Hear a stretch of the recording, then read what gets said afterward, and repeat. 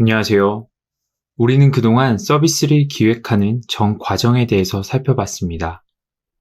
목표 설정부터 요구사항을 정리하고 제품을 설계까지 하는 일련의 단계를 거쳤는데요. 이제 고객에게 제품이 출시되기 전 개발이 완료된 제품을 어떻게 테스트해야 되는지, 누가 테스트해야 되는지 등의 테스트 단계에 대해서 설명드리고자 합니다. 서비스 기획은 크게 5가지 단계로 구성됩니다. 제가 자주 말씀드렸던 것 같은데요. 이제 여러분도 충분히 인지가 되셨을 것 같아요. 첫 번째로 분석 단계에서는 만들고자 하는 서비스의 방향을 그리고 목표를 설정하게 됩니다. 물론 시장도 분석하고 경쟁사도 분석하고 우리의 고객층도 분석하게 되겠죠. 이후 만들고자 하는 서비스의 방향이 수립되었다면 우리는 서비스 기능들을 설계하게 됩니다. 이 단계에서 PRD도 작성하고 와이어프레임, 스토리보드까지 작성하여 기획 산출물을 만들게 되는 거죠. 이후에 디자인, 개발 리뷰들을 통해서 실질적으로 디자인된 결과물을 바탕으로 서비스 개발 작업이 진행되고요. 현재 우리가 살펴보게 될 테스트 단계를 거쳐서 고객들에게 서비스를 오픈하게 됩니다. 다시 돌아가서 개발 작업이 완료되었다면 우리는 개발이 완료된 기능에 대해서 테스트를 진행할 수 있습니다. 실제 이 테스트는 우리가 기획한 대로 잘 동작하게 되는지를 테스트하게 되는데요. 오늘은 서비스를 만들 때 이 테스트가 어떻게 진행되는지를 말씀드리고자 합니다. 대부분의 IT 서비스를 만드는 회사는 제품, 서비스를 출시하기 전 개발된 제품을 바탕으로 QA라는 것을 진행하게 됩니다.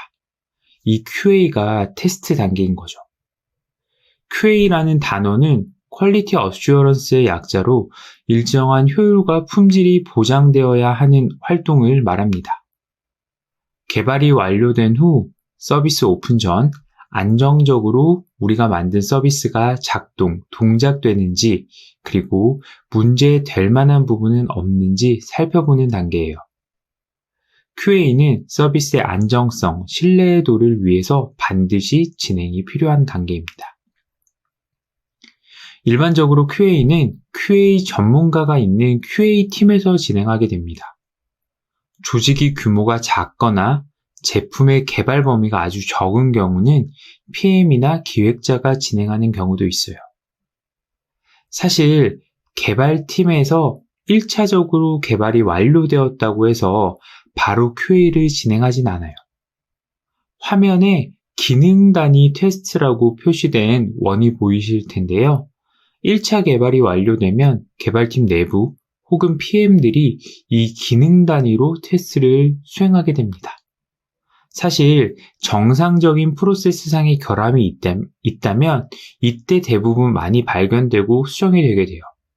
그래서 이런 기능 단위 테스트를 회사마다 다를 수도 있겠지만 세니티 테스트라고 부르기도 합니다.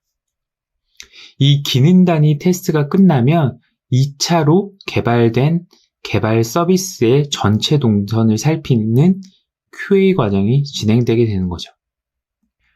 일반적으로 진행하는 QA 순서에 대해서 말씀드리겠습니다. QA를 진행함에 있어서 가장 중요한 것은 QA팀에서 우리가 작성한 기획 산출물을 분석하는 작업입니다.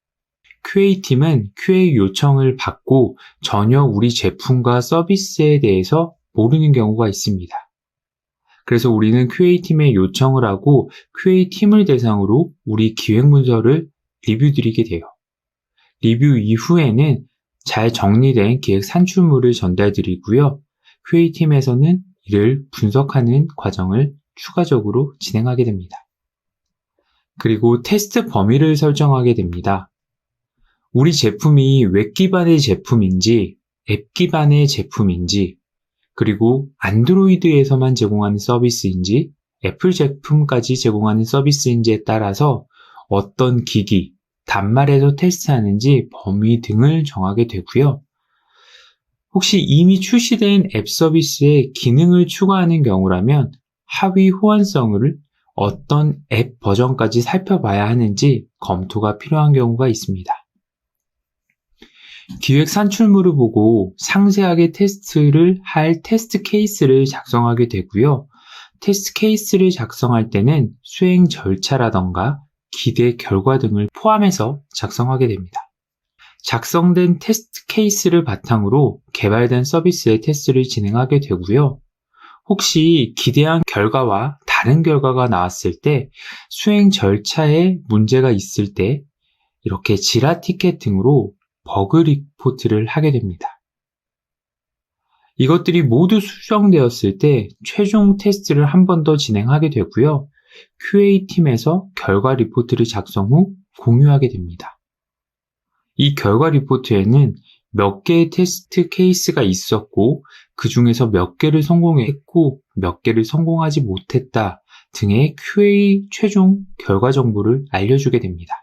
실제 눈에 보이는 것이 없고 제가 말로만 이야기를 드려서 이해가 잘 안 되셨을 수도 있을 거예요. 지금 화면에 보이시는 거는 제가 과거에 진행했던 프로젝트의 테스트 케이스를 예시로 가져왔습니다. QA팀에서 작성해 주시는 테스트 케이스 파일의 상단에는 이렇게 총 케이스, 그리고 진행 불가한 케이스, 성공 실패 케이스, 진행이 불가한 케이스 등을 확인할 수 있는 간단한 대시보드를 제공해 줍니다. 사실 저는 이것들을 보면서 QA의 진척도를 살펴볼 수 있었어요.